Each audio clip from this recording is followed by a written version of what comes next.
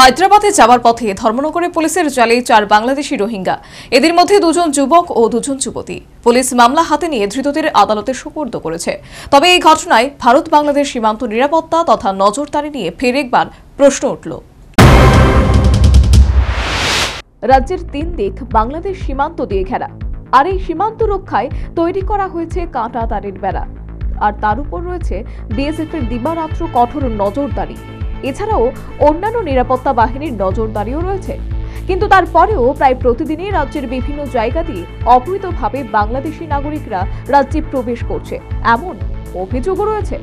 আর এই অভিযোগের সত্যতা স্বরূপ প্রায় প্রতিদিনই রাজ্যের বিভিন্ন জায়গা থেকে অবৈধ বাংলাদেশিরা পুলিশের জালে ধরা পড়ছে।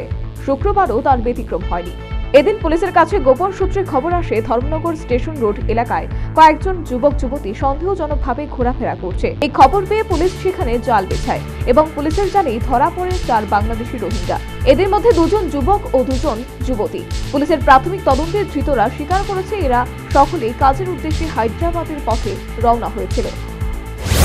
অ্যাকচুয়ালি ধর্মনগর থানায় আজকে সকালবেলা একটা খবর আসে যে কিছু অপরিচিত লোক সাসপেক্টেড বাংলাদেশি ন্যাশনাল রাজবাড়ী এলাকায় ঘোরাফেরা করছে। তো সেই সংবাদের ভিত্তিতে ধর্মনগর থানার অফিসার রাজবাড়িতে যায় এবং গিয়ে আমরা 4 জন, 2 জন মেল 2 জন ফিমেল লোককে আমরা ডিটেইন করে এবং থানায় নিয়ে আসা হয়।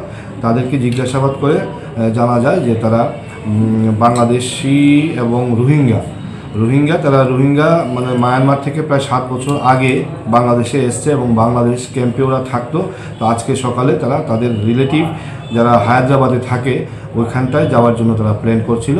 তো যাই হোক, পুলিশ তাদেরকে ডিটেইন করেছে, তাদেরকে আমরা থানায় এনেছি এবং নির্দিষ্ট একটা ধারায় আমরা মামলা নিচ্ছি। এই ঘটনায় পুলিশ নির্দিষ্ট ধারায় মামলা হাতে নিয়েছে। শেষে ধৃত বাংলাদেশি 4 রোহিঙ্গা যুবক যুবতীকে আদালতে সোপর্দ করেছে। তবে এই ঘটনায় ভারত বাংলাদেশ সীমান্ত নিরাপত্তা তথা নজরদারি নিয়ে ফের একবার প্রশ্ন উঠল। Bureau report, news vanguard.